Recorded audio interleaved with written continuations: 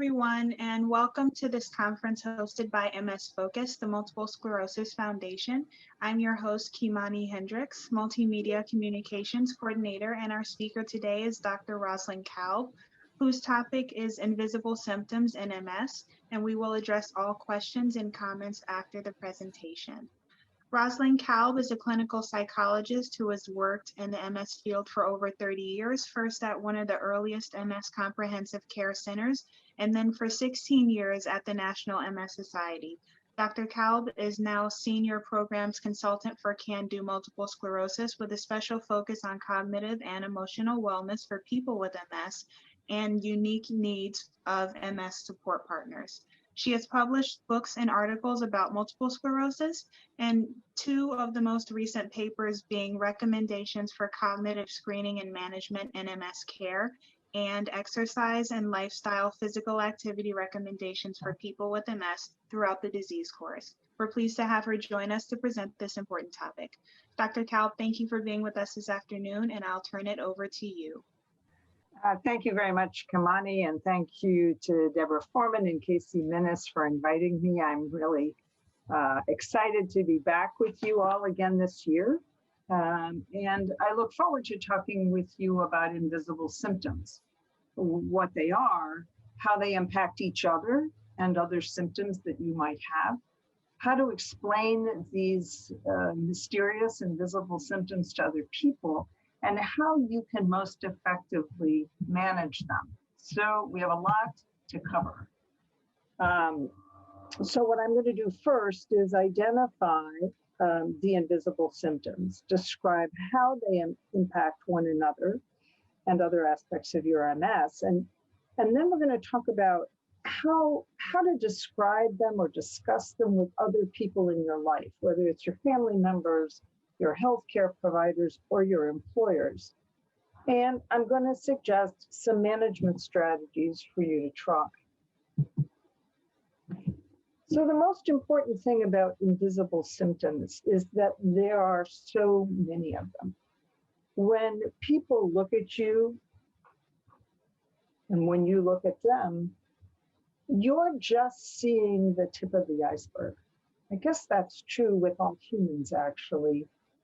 What we see is what we get, but there's a whole lot more.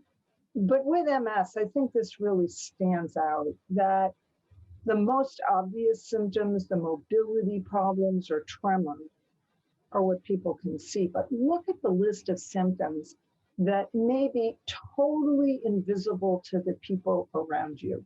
And these are some of the most common symptoms of MS. Because I'm a psychologist, I'm going to focus primarily on mood and cognition and fatigue, which I think of as sort of three legs of a sometimes wobbly stool. But I'm going to use them as examples of the ways that all these invisible symptoms can interact with one another and complicate your life. So if we think about these invisible changes, I want to ask you to tell me and each other which invisible symptom has been the most challenging for you with your MS. Fatigue, problems with thinking and memory, mood changes, bladder and bowel problems, or pain. Interesting.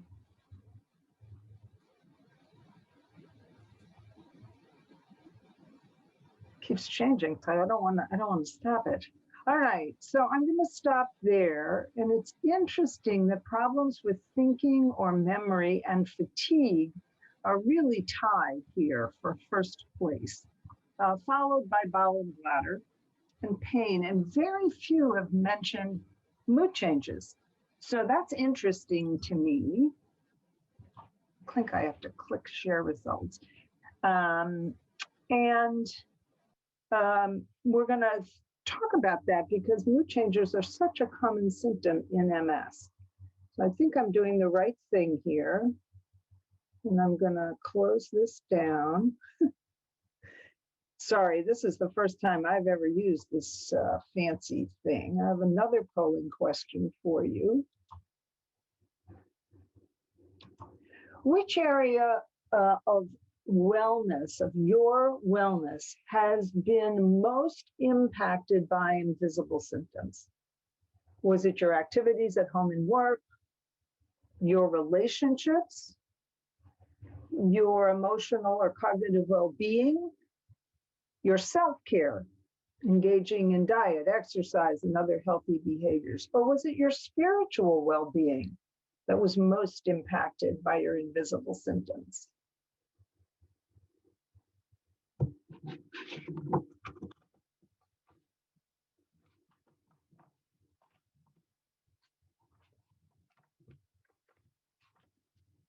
Great. Okay, so activities at home and work and relationships, followed by emotional or cognitive well-being, and nobody said that impacted their spiritual well-being. Very interesting. Okay.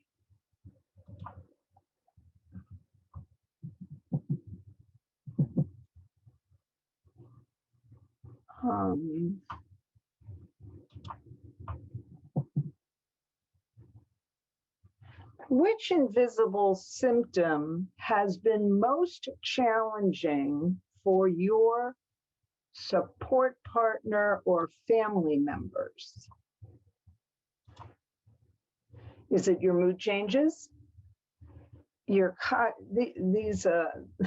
Sorry, everybody, these polling questions are not in the right order. So the question that I was planning to ask you now was, which invisible symptom has been most challenging for your support partner or family members? Fatigue, problems with thinking and memory, your mood changes, bladder and bowel problems, or pain? So I don't think I can get this to come up on the screen, but I just want you to think about it, because the changes that have most impact for you or are most challenging for you may be very different from the ones that are most challenging for those people around you. All invisible symptoms can be very difficult for others to understand or make sense of. And so typically what I hear from support partners in my work is that the problems with thinking and memory, the fatigue, and mood changes can all be very puzzling, because people can't tell by looking at you what's going on.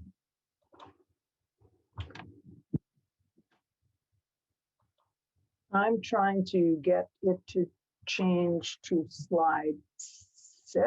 There we are. So I think of 4 Ds related to invisible symptoms. You may have your own. But for me, I think that these invisible symptoms can be very debilitating, interfering with your energy level, your enthusiasm, your ability to carry out the everyday activities that are so important to you.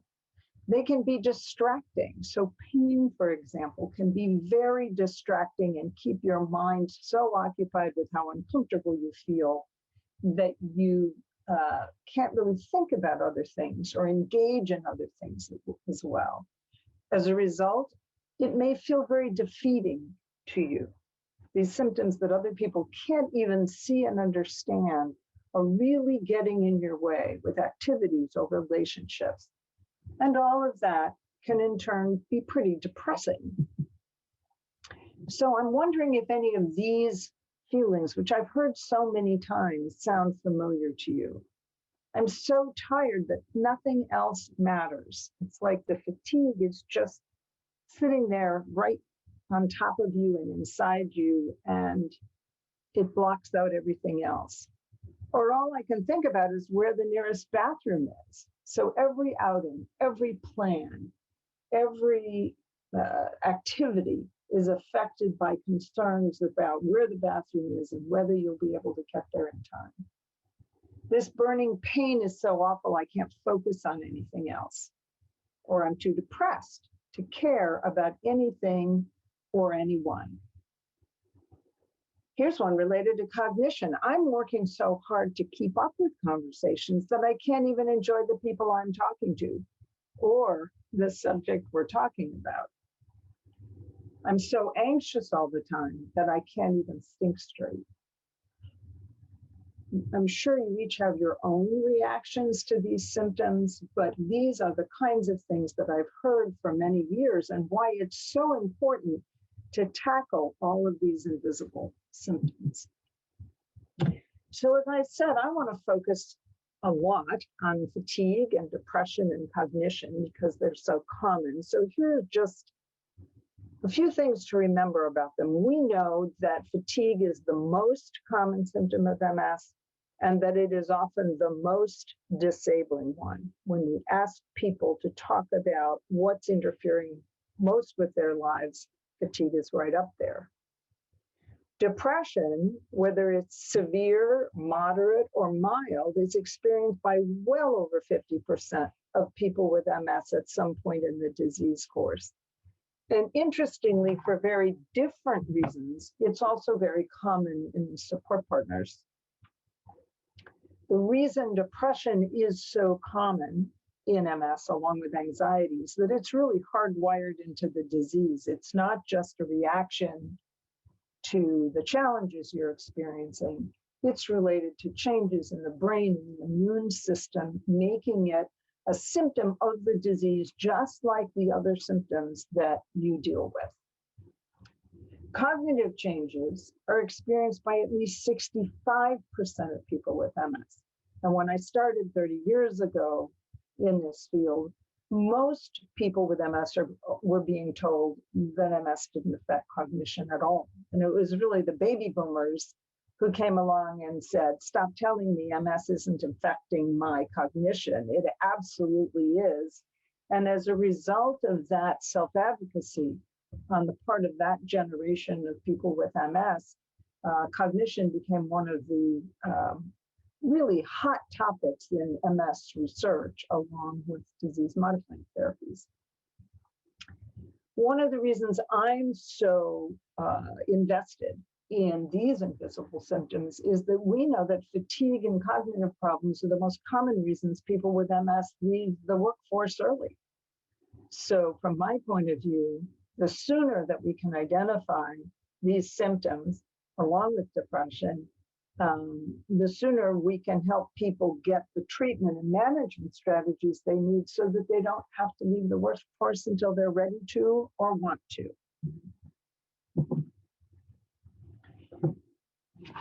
But those are just examples, and all of the invisible symptoms that we've talked about impact every aspect of wellness. At Can Do MS, we're really very focused on wellness for people with MS. And this is just a graphic showing the different aspects of life that make up your wellness. And if you think about it, the symptoms we talk about can certainly interfere with productivity and participation in your most common daily roles at home and at work.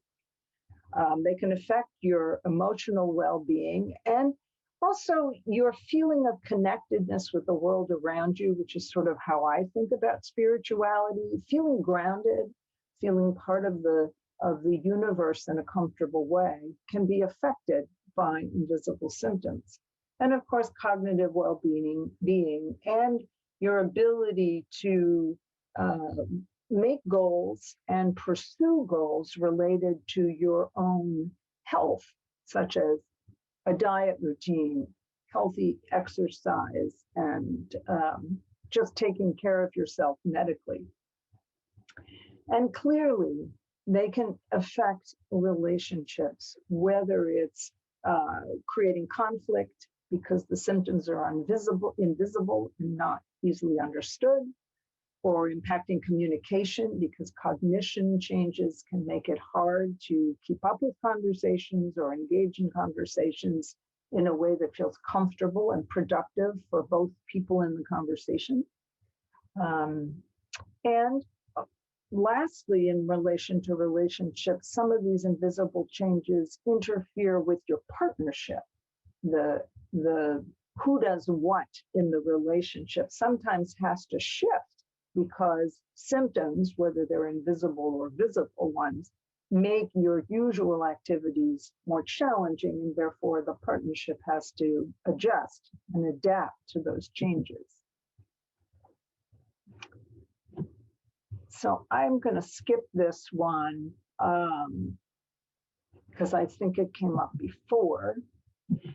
So let's talk a little bit about depression and anxiety. Now, not very many of you indicated that mood changes were a significant and visible symptom for you. But for me, depression and anxiety, which are so common, as I mentioned, really have a significant impact on not just our activities and our feelings, but how we view and participate in everything around us.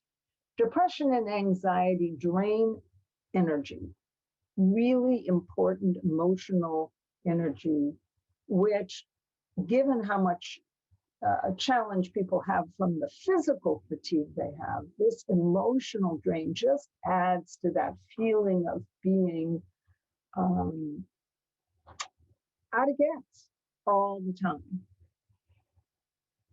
It also is true that these emotional changes impact the way we perceive ourselves and the world around us. When you're looking at everything through a haze of depression, nothing looks quite as good. And so we don't value ourselves as well. We don't value other people or the world around us in the same way under the cloud of depression. So self-esteem and self-confidence can really take a hit. Motivation, your ability to perform and do what you want to do in the way you want to do it. And that resilience that's so important for dealing with an unpredictable chronic illness that changes on the turn of a dime. And when you don't have the resilience to bounce back from those challenges, that just adds to the feelings of defeat. When we're depressed or very anxious, we can't problem solve as well. We can't think through the challenge and come up with solutions. And depression also interferes with our interactions with other people because we tend just not to care as much, or we're very irritable because from some really good early research in MS by Dr. Sarah Minden, we know that many people who are depressed present with irritability rather than the more stereotypical view of a depressed person that we have. So I describe it as people being really prickly and oversensitive. And of course, being depressed and anxious can impact the view of the present and the future. So it's incredibly important for me that we help people recognize and manage this complex invisible symptom. Cognitive changes as well impact a lot of aspects of our life. So when people are trying to manage their households, which might be handling their finances or meal planning and shopping and meal prep, that may seem like a multi-step task that's just very difficult to execute because that's one of the things that happens when cognition is impaired. Family commitments and activities can be challenged, just the planning and organizing of them, and driving, because it turns out that driving is a pretty complex cognitive task. In the work arena, it's very challenging for many people to plan, organize, and complete assignments in a timely manner. And in relationships, cognition can interfere with staying current with a conversation, staying up with it, knowing what's happening in the conversation around you, remembering it, coming up with your response to a question that's been asked or to a thread of ongoing conversation. People feel as though it's just going around them too fast and they can't keep up. So there are some specific tips for dealing with cognition that I just want to mention because this is such a challenging symptom for folks. One of the most important things, I think, is to not spend a lot of time worrying what's the cause of the cognitive problems. Particularly for women of a certain age, I hear this question all the time. Is it MS? Is it the hormone changes related to menopause? Is it just part of normal aging? Am I just like my peers, or is something else going on? The fact of the matter is that one may never be able to tease out all the factors that are contributing to cognitive change, so that doesn't really matter. The assessment and the management strategies are exactly the same. So the point is to get evaluated and then to use your cognitive strengths to help find strategies with the help of a healthcare professional for the cognitive challenges that you're having. What this means is that you really have to self-advocate when others say, oh, that happens to me all the time. And if your healthcare provider does the same thing, oh, everybody forgets, don't worry about it, this isn't a big deal. You either need to put up a stink, or you may even need to think about finding another provider, because we want you to stay active and engaged and employed as long as you want to and are able to do it. So you need to step up and say, I would like a cognitive screening. I need to know if I'm having changes in my cognition. And just so you know, one of those papers that was mentioned in my bio is recommendations from the National MS Society. It was put together by a large panel of cognition experts from around the world. And the recommendation is for everybody with MS to receive a brief cognitive screening at the time of diagnosis and at least every year thereafter. Because we know that many people with MS have already experienced some cognitive change by the time they are diagnosed. Okay, when they've tested newly diagnosed people or even people prior to diagnosis who have a clinically isolated syndrome, there is evidence of cognitive change.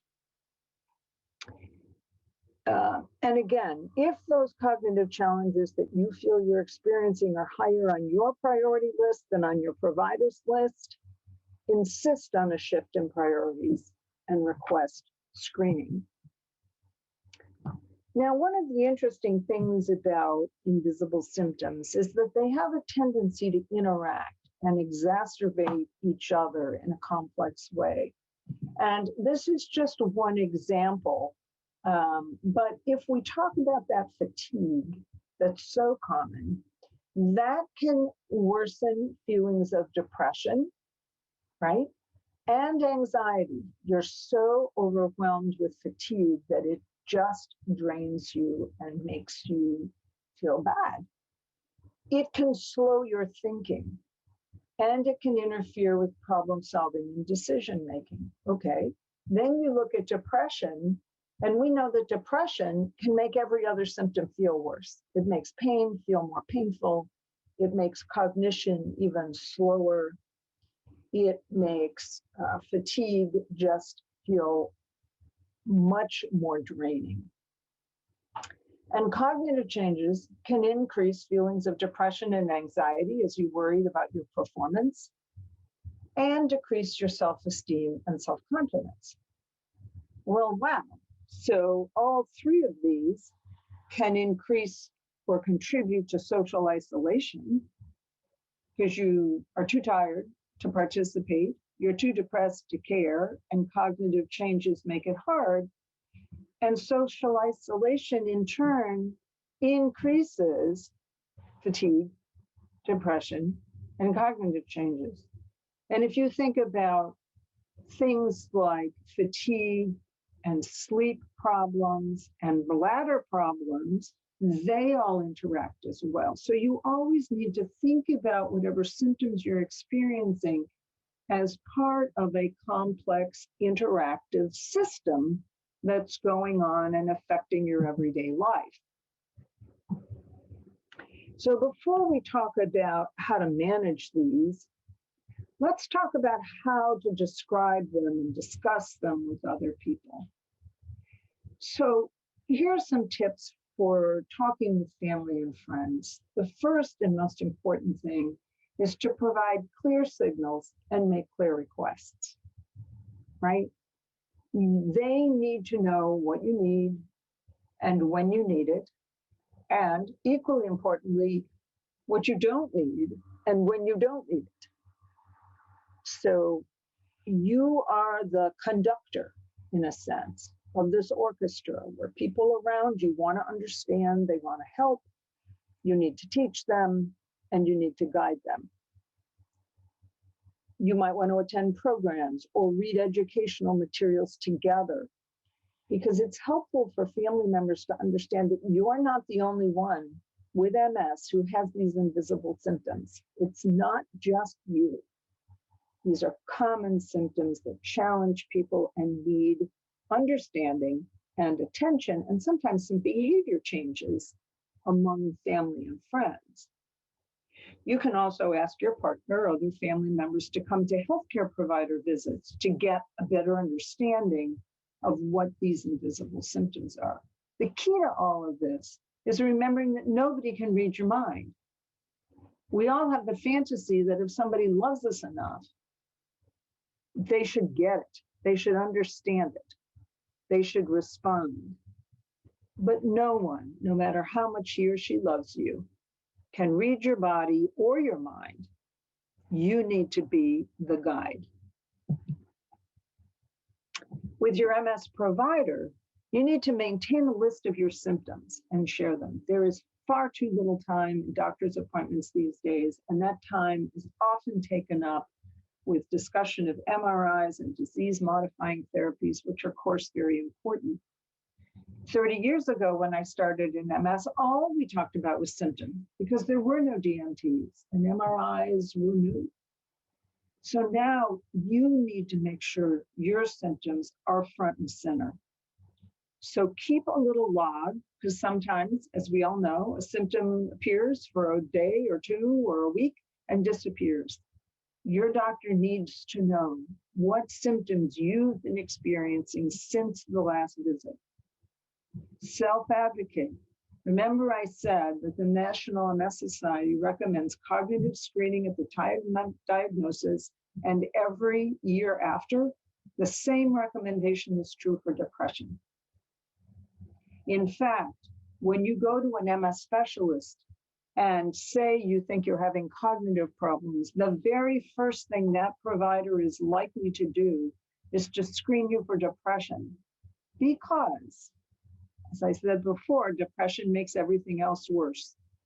So if your depression is managed and you begin to feel better, some of those cognitive symptoms might actually get better or even disappear because they were related to the depression. So you get screened for both, treat the depression first, and then you deal with the cognitive changes. If you screen positive for changes, you can request a referral from your healthcare provider, or you can call the National MS Society for a referral to a provider in your area who can help you. If you're not sure whether a symptom is MS related or not, be sure to ask. I've talked to a lot of people who don't bring up things like their mood, or they don't bring up bladder or bowel problems, believe it or not, or they don't bring up sexual changes because they don't think it's related to MS, so they don't think they should bother their neurologist with it. If you're not sure and something new or different is happening to your body or in your brain, you need to ask. If the DMTs and the MRIs take up your whole visit, it is perfectly okay to request another visit to discuss symptoms, okay? And certainly don't wait for your healthcare provider to ask about sexual function. Hell could freeze over before that would happen in some offices. So if you're experiencing changes, be sure to ask about them so that you can get the help that you need. With your employer, again, this is always a trickier issue, but basically the question of when to disclose your MS or the symptoms you're having should depend on whether you need accommodations in order to do your job. If you don't need anything from your employer and your symptoms are essentially invisible, there's no reason to bring up the subject, because in spite of the legal guarantees of the Americans with Disabilities Act, we all know that things don't always go the way we want them to in the employment situation. So decide whether you need an accommodation. Your goal should be to request accommodations before your manager starts giving you negative performance reviews. You want to lead this game, and you want to be the one who says, this is an area where I'm having difficulty. In order for me to be the most productive and helpful employee that I can be for this company or this organization, is if you can provide me with the following reasonable accommodations, A, B, and C. So you are sharing the challenge and the solution in the same conversation. You're taking the lead. So for some of these invisible symptoms, it could be that parking space closer to the building or a desk near the bathroom, a flexible schedule to help with fatigue, written instructions if there are cognitive challenge, or permission to record a meeting. These are just a few examples, okay? The National MS Society is also a very good resource here because they have an employment and benefits team in their MS Navigator. So if you call that 800 number and say that you have an employment question or an accommodation question, somebody on that employment and benefits team will work with you on disclosure, on asking for accommodations. And also the Job Accommodation Network, that is their specialty, to help people identify which kinds of accommodations would be most helpful for them. So if all these symptoms are interrelated, where does treatment begin? How do you break into a cycle which feels perpetual and incredibly difficult? So my personal bias, because again, I'm a psychologist, I think you start with your mood, because as I said, depression and anxiety can really complicate everything else that you're dealing with and get in the way of creative, effective problem solving. So treating a depression if you're depressed, or the anxiety if you're overwhelmingly anxious, is going to help everything else and all the other steps you have to take to achieve whatever goals you have for yourself. So think about the symptom that is having the greatest impact on your life. You choose. If it's fatigue, as it is for so many people, this takes a multifaceted approach.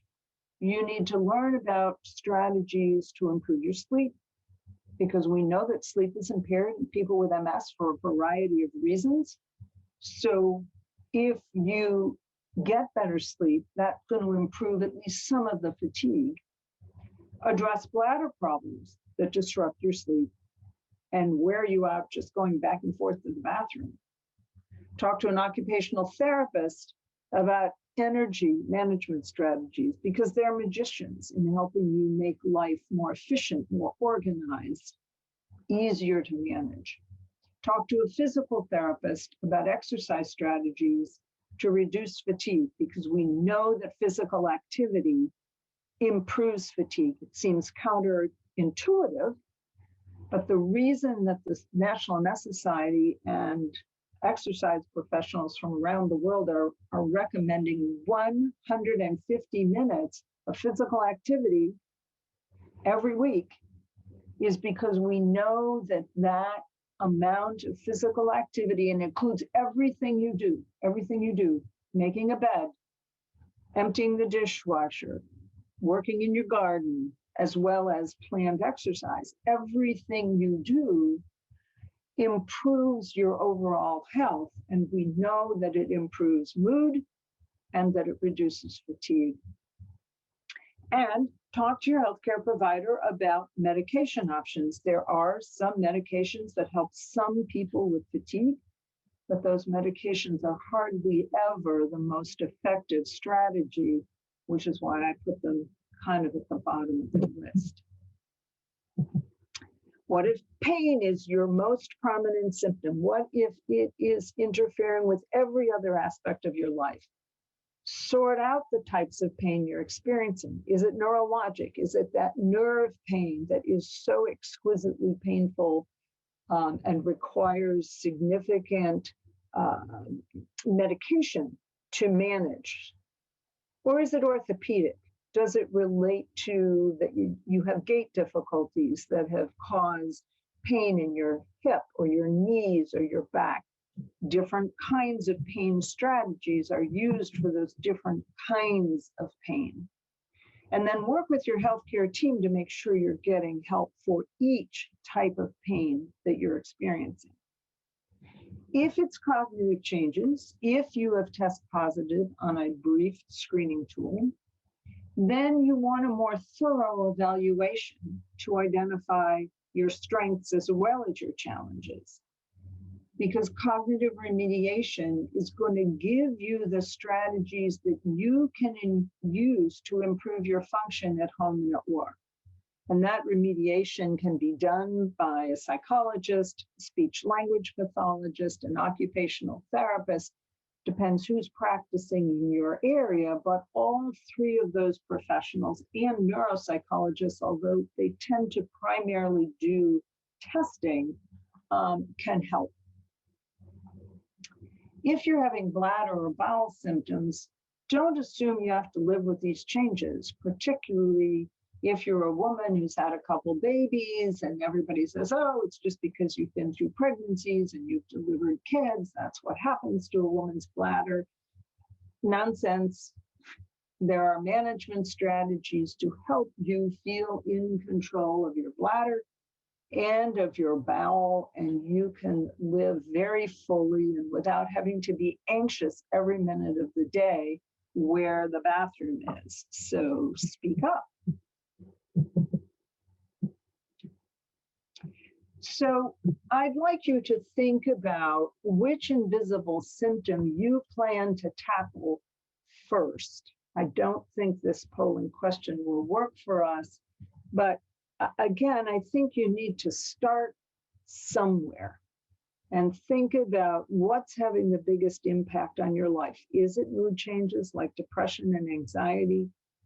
Is it wonderful? Is it cognitive changes, pain, fatigue, or bladder and bowel issues?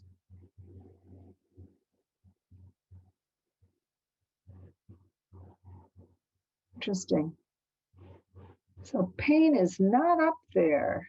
Oh, pain just got into the race. Clearly, cognition and fatigue are high on your list. And I would only say to you to make sure that you request a cognitive screening at the very least to make sure that mood isn't playing more of a role than you think it is. And one resource that's very, very helpful, because you can do this on your own without talking to anybody about it. Mental Health America has an excellent website. You just have to type in Google Mental Health America, and they offer free confidential online screening for all kinds of mood issues, depression, anxiety, bipolar disorder, whatever. They use validated measures recognized by the professional psychiatric community. You take these brief tests, and it produces a score and gives you a handout. Nobody's involved. It's all automated. You print out a report, and you can take that to your doctor and say, I took this screen, this validated screen. It shows that I seem to be depressed or I seem to be anxious, and can you help me with that?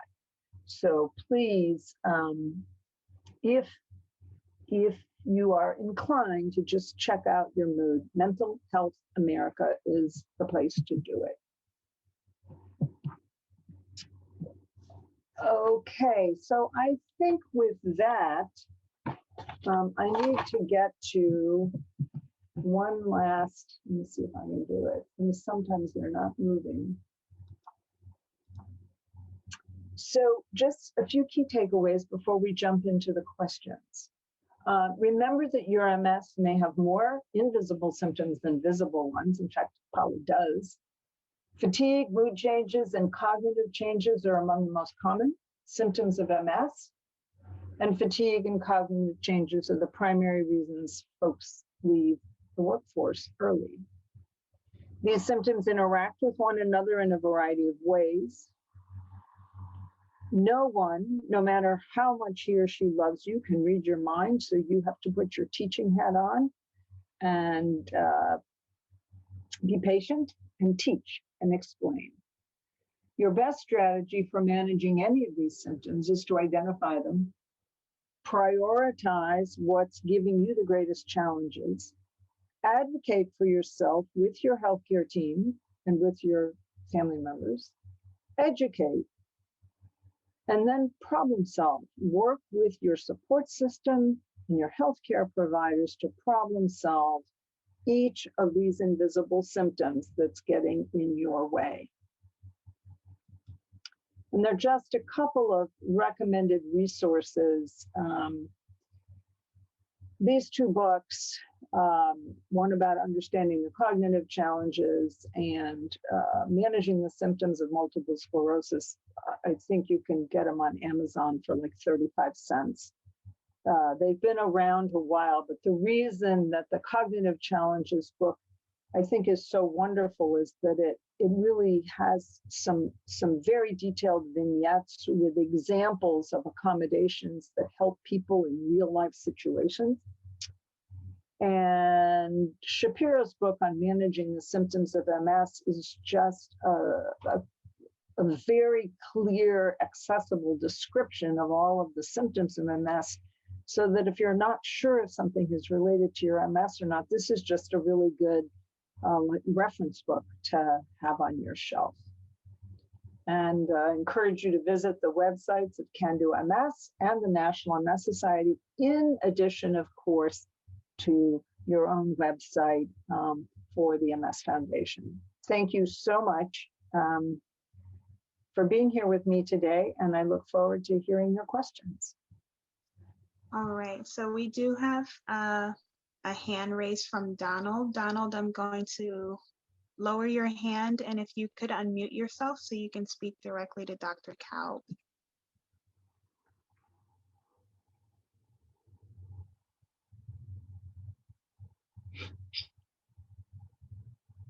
Donald, are you there?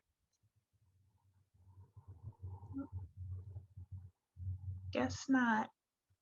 Okay, so there is a question in the Q&A. It says, when should I tell someone I'm romantically interested in that I have MS? That's a good question. So here are a couple tips that may help. First date, you're not required to tell anybody anything. All you do on a first date is decide whether this person is worth spending more time with. Enough said, right? Once you feel that a relationship is worth pursuing, like you've had a date or two, and this seems like a person that you're interested in, and you want to get to know better, that's when it's time to start to talk about things that are important about you. Good relationships are built on good foundations. And so you don't want a foundation that's made of half-truths or untruths. You want to start with what's important about you, and MS is only one of the many things that's important about you. The other thing to ask yourself is, am I enough into this relationship that I want to know what's going on with the other person?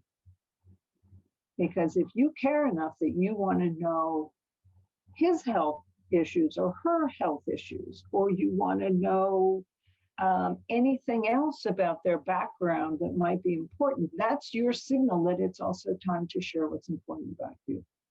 Some people will definitely shy away. Some people get scared, but many, many do not. I have lived with a lot of people going through romances, marriages with MS. It can all work.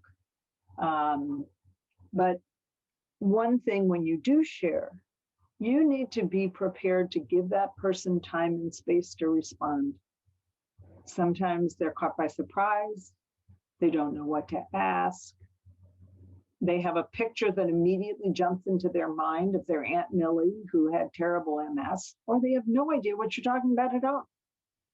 You need to be prepared to help them understand your MS, not anybody else's, just yours.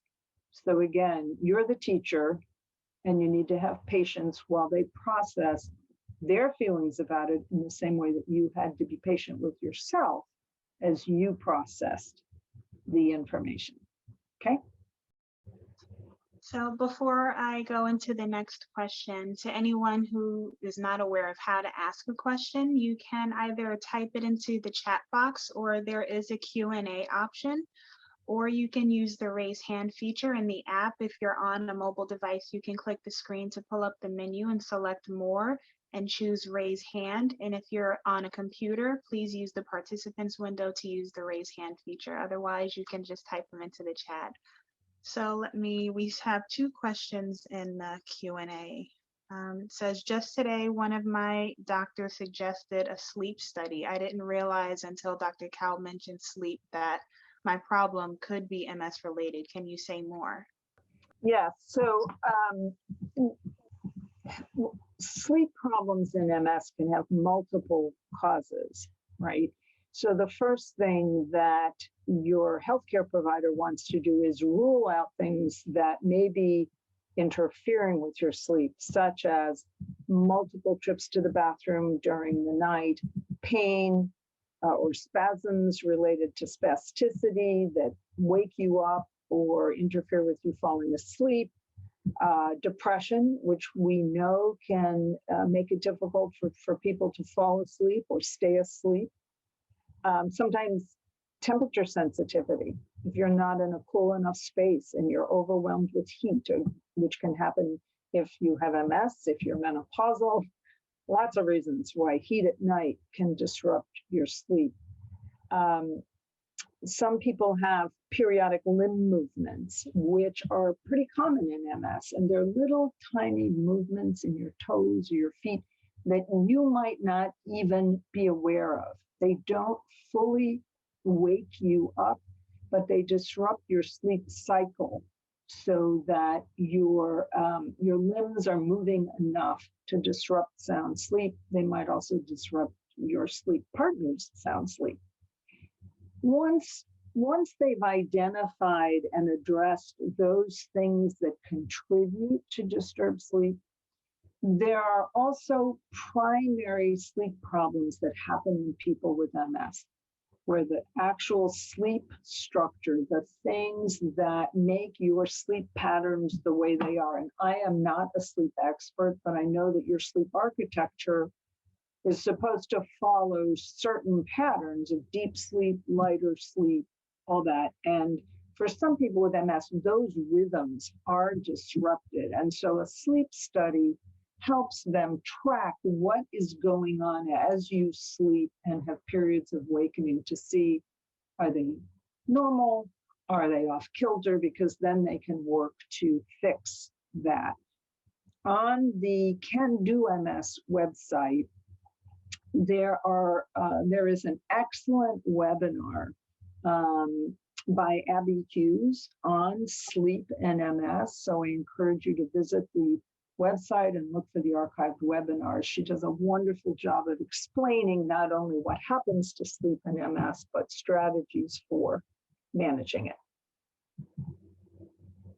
I actually have a comment that's relative to the next question that someone asked me to present to you. So she asks, is it normal to feel the need to convince everyone that you're having these symptoms as far as the silent ones?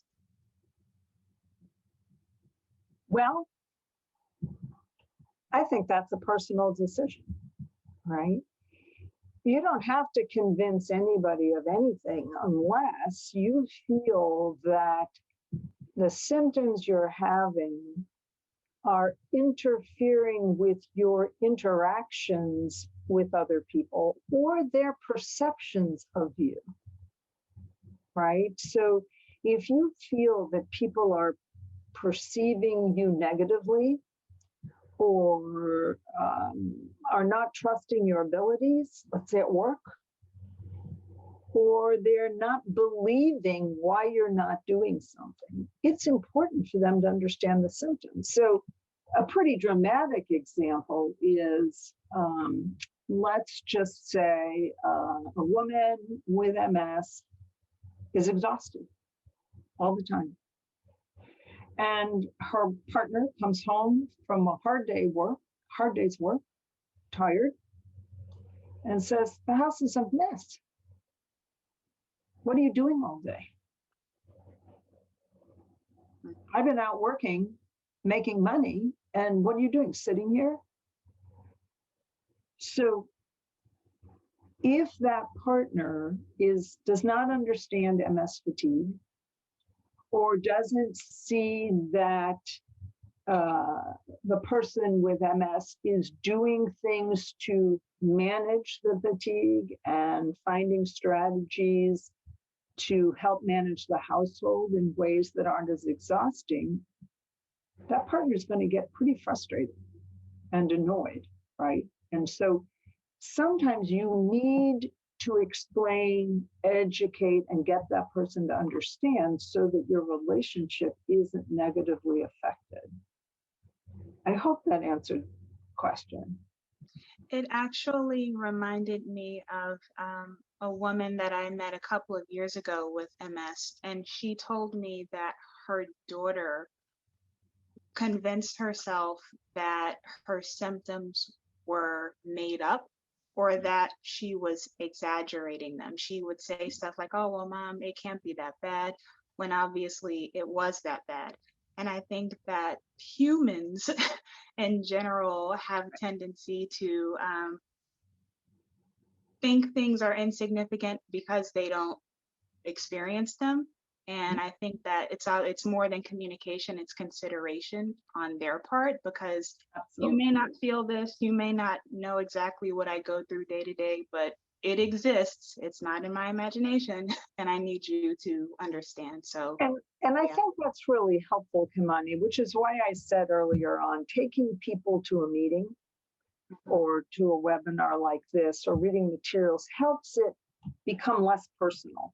I mean, it needs to be personal, but folks need to understand you're not making it up, that these are very common symptoms of MS, that other people have them. We were doing a cognition symposium years ago. It was an all-day program, the first one I'd ever seen.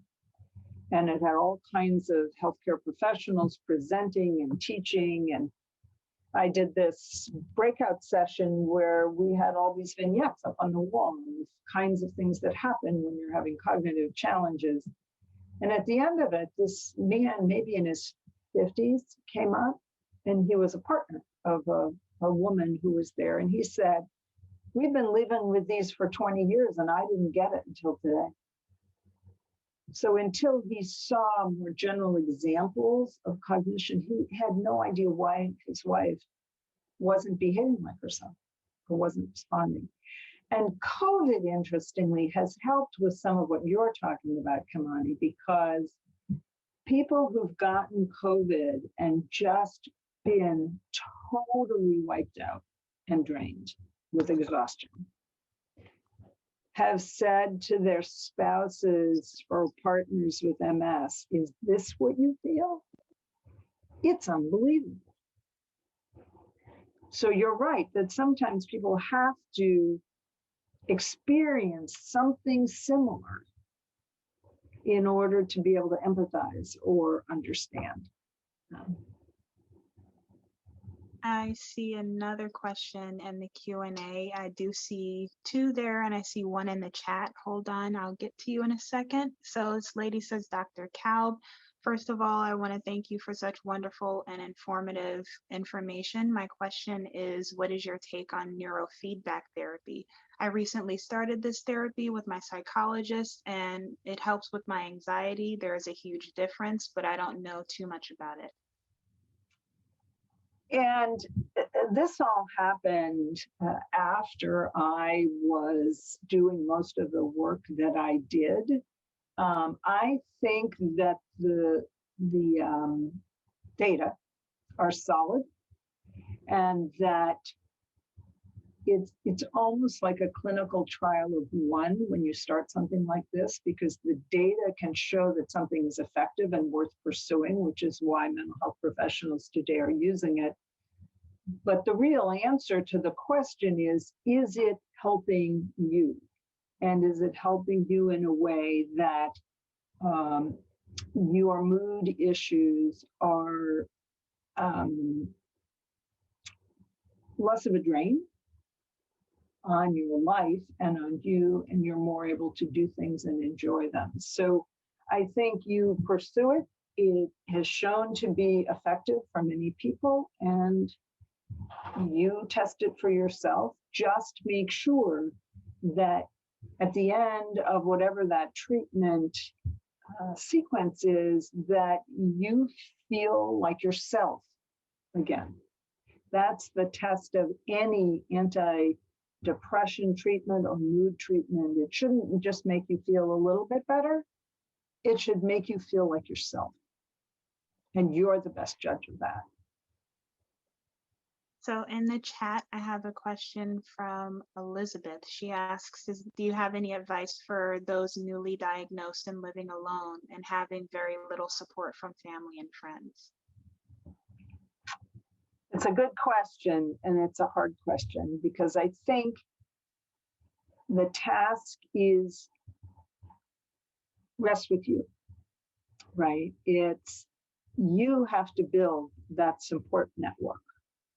And as with any other effort that is very, very challenging, you set a goal, and you set a reasonable goal for yourself, what we call a SMART goal.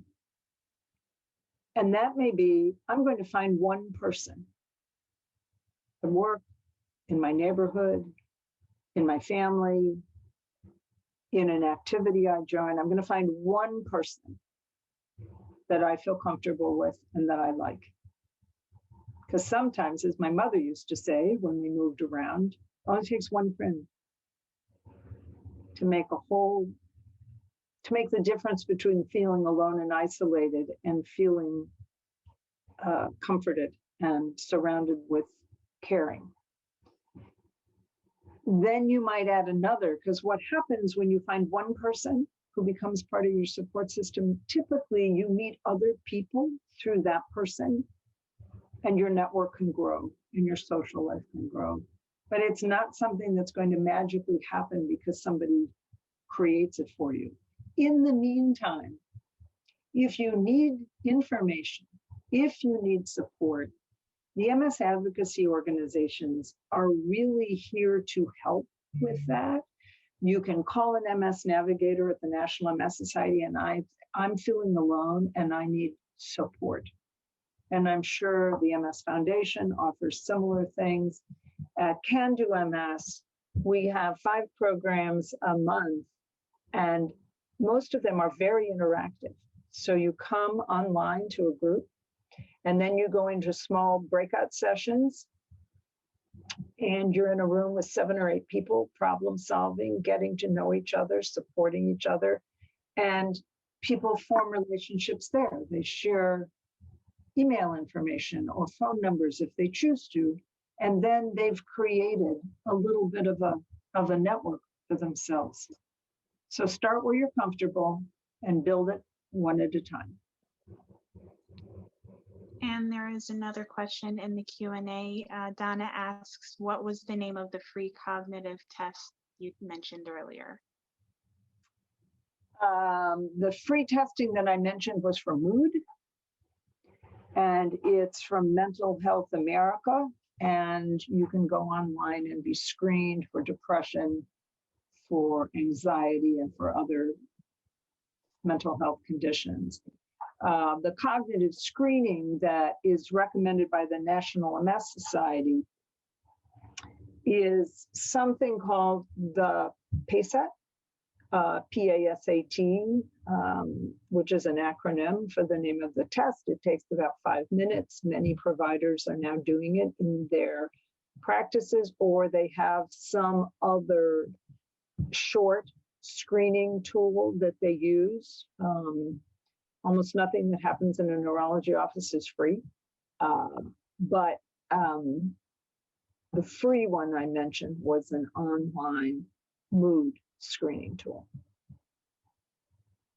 And Carla in the chat just has a comment, and she says that she's been called lazy or complacent because of those invisible symptoms. I think that people are called all kinds of things. And women in particular, and this goes back to all the years I've been in MS, where women came to their healthcare providers and described their symptoms of MS, and they were sent to a psychiatrist. So it wasn't that they were just lazy or complacent, it was that they were neurotic or female or whatever. We've come a little bit away from that, although women are still more likely to be referred for psychiatric care than men are, related to symptoms that other people don't understand, which is why the current menopause research that's gotten all hot and exciting recently, oh, no pun intended, but they're discovering that brain fog and depression and all the other things that women have been talking about for generations are real phenomena that deserve attention and treatment. So I hope that people will be kinder and stop attributing negative thoughts when there's somebody having a symptom they don't understand. Great. I believe we've answered all the questions. So with that, that's all the time we have for now. If you missed any part of this conference, it will be available on demand on MS Focus SoundCloud, msfocusradio.org, and the Multiple Sclerosis Foundation YouTube channel within a couple of weeks. Carla says thank you so much. And please be sure to follow the Multiple Sclerosis Foundation on Facebook, Twitter, and Instagram for times and access information. Our next Zoom conference will be Thursday, June 10th at 12:30 Eastern Time with Marissa Barrera, whose topic is speech problems, so how you can improve your communication. We'd like to thank everyone for participating, and thank you, Dr. Kalb, for your time and taking questions. It was great to meet you. I enjoyed it thoroughly, and it was very nice to meet you, Kimani, and thank you, Deborah, for reaching out. I look forward to doing it again. Take care, everybody. Stay well.